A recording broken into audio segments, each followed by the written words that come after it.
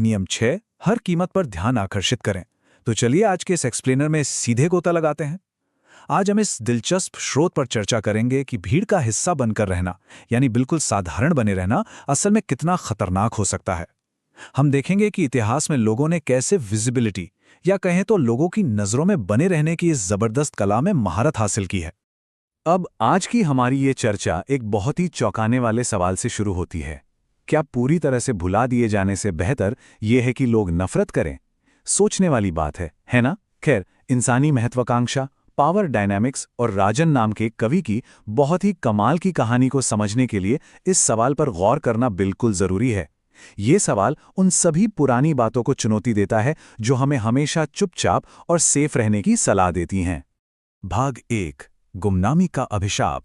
चलिए एक बहुत ही भव्य शाही दरबार में चलते हैं। वहां हमारी मुलाकात होती है राजन नाम के एक युवा और बेहद महत्वाकांक्षी कवि से। राजन ने अपने करियर की शुरुआत में ही एक बहुत बड़ी सच्चाई जान ली थी कि जो इंसान नजर नहीं आता ना, उसके पास असल में कोई पावर, कोई ताकत नहीं होती।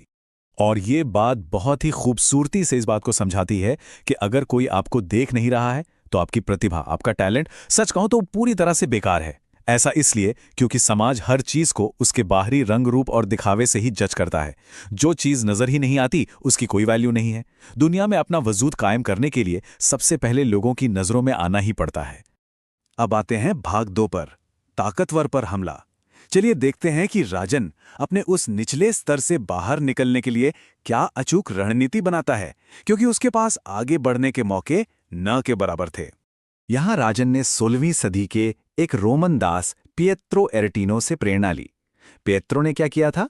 उसने पोप के पालतू हाथी का सरेआम मजाक उड़ाकर रातों रात शोहरत हासिल कर ली थी। बिल्कुल इसी तर्ज पर राजन ने भी एक बड़ा और खतरनाक दांव खेला। उसने दरबार के सबसे ताकतवर इंसान पर एक बहुत ही निंदनीय लेकिन दुस्साहसिक सार्वजनिक हमला कर दिया। भाग 3, ध्यान आकर्षित करने की कीमत। राजन का ये सोची समझी रणनीति वाला हमला पूरी तरह से काम कर गया। रातों रात पूरे शाही दरबार में जैसे भूचाल आ गया। नाराज दरबारी गुस्से में पागल हो गए और उस युवा कवि का सिर मांगने लगे। सच में हर तरफ बस उसी की चर्चा थी। लेकिन कमाल की बात देखिए, इतनी भयंकर आलोचनाओं के बाद भी राजन बिल्कुल नहीं घबराया। असल में उसने उस मशहूर ततैया वाली मानसिकता अपना ली थी। याद है ना वो कहानी जहां एक ततैया ने अमर होने की चाह में मजे से सो रहे राजकुमार पिंटेल को जानबूझकर काट लिया था। उस एक काटने से पूरे राजमहल में अफरा तफरी मच गई थी। उस ततैया की तरह ही राजन का भी पक्का मानना था कि बिना लपटों वाली आग की तरह गुमनाम होकर मरने से लाख गुना बेहतर है कि किसी भी कीमत पर लोगों का ध्यान खींचा जाए, चाहे इसके लिए बदनामी और अराजकता का ही सामना क्यों न करना पड़े। तो यहां समझने वाली सबसे क्रूशियल बात यह है कि जो भी इंसान प्रभाव और पावर हासिल करना चाहता है उसे कभी भी आलोचनाओं से नहीं डरना चाहिए। इस बात की टेंशन तो बिल्कुल नहीं लेनी चाहिए कि लोग किस वजह से ध्यान दे रहे हैं, क्योंकि यकीन मानिए विवाद और बड़े बड़े स्कैंडल भी अंततः आपके फायदे के लिए ही काम करते हैं।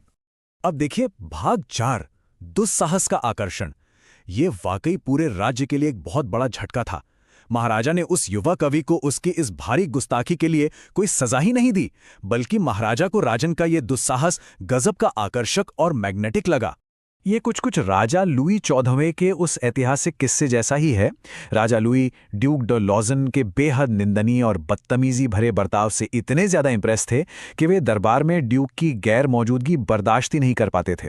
सच तो यह है कि समाज हमेशा उन लोगों का ही फेवर करता है जिनके अजीब और बिल्कुल अनोखे गुण उन्हें उस आम डरी सहमी सी औसत भीड़ से अलग खड़ा करते हैं। अब इस पॉइंट पर राजन ने लाइमलाइट यानी सुर्खियों पर पूरी तरह कब्जा कर लिया था। लाइमलाइट असल में ध्यान का एक ऐसा चमकदार और बहुत ही संकरा घेरा होता है जहां एक बार में सिर्फ और सिर्फ एक ही इंसान के खड़े होने की जगह होती है। लेकिन सबसे दिलचस्प बात यह है कि उस घेरे में टिके रहने के लिए एक बिल्कुल ही नई रणनीति की जरूरत थी, क्योंकि वहां इतनी जगह नहीं होती कि कई लोग एक साथ रोशनी में रह सकें। यहीं से शुरू होता है भाग 5, खुद को नया रूप देने की कला। अगर टॉप पर बने रहना है तो ये पक्का करना होगा कि लोग कभी भी बोर ना हो और किसी नए सितारे की तरफ अट्रैक्ट ना हो जाएं। और इसके लिए राजन ने बड़ी ही चालाकी से महान पेंटर पैब्लो पिकासो की रणनीति अपना ली। उसने जानबूझकर पूरे दरबार को अपनी नई नई कविताओं और बिल्कुल अलग कलात्मक शैलियों से हैरान करना शुरू कर दिया, और वो भी ठीक उस वक्त जब लोग सोचने लगते थे कि उन्हें उसका अगला कदम पता है। लाइमलाइट मिलने के बाद खुद को कभी भी प्रेडिक्टेबल ना बनने देना, यही तो सबसे बड़ा सीक्रेट है। इन सोची समझी चालों को चलकर, जैसे कि अपने हर काम को बड़ा और दिलचस्प रखना, लोगों की उम्मीदों के बिल्कुल उलट काम करना और कभी भी बैकग्राउंड में गुम न होना, कोई भी इंसान ये साबित कर सकता है कि कंट्रोल की पूरी पावर उसी के हाथ में है। ऐसा करने से होता यह है कि सबका ध्यान लगातार उसी पर टिका रहता है और बाकी सारे लोग हमेशा अंधेरे में ही रहते हैं। 17वीं सदी के विद्वान वॉल्टेजर ग्रेशियन की एक बहुत ही गहरी बात है कि जो दिखता नहीं है उसका कोई अस्तित्व नहीं होता। चमकदार प्रदर्शन कई कमियों को ढकता है और नया जीवन देता है। ये बात राजन की पूरी यात्रा को एकदम सटीक तरीके से बयां करती है। ये साबित करता है कि एक गुमनाम से दरबारी का इतनी बड़ी ताकत बन जाना बिना ऐसे चमकदार और बोल्ड प्रदर्शन के तो बिल्कुल नामुमकिन ही था। इस पूरे एनालिसिस के आखिर में हमारे सामने एक बहुत ही दमदार सवाल आकर खड़ा होता है।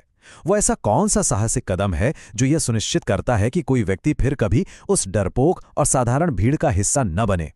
यह सवाल आधुनिक दौर की महत्वाकांक्षाओं के लिए ध्यान आकर्षित करने वाले इस अचूक नियम को आजमाने की एक खुली चुनौती देता है। सोचिए, वो कौन सा बोल्ड स्टेप हो सकता है जो किसी को भी गुमनामी के अंधेरे से हमेशा के लिए बचा ले? खैर, आज के इस एक्सप्लेनर में बस इतना ही। सीखते रहिए और हमेशा भीड़ से अलग दिखने का वो साहस जुटाते रहिए।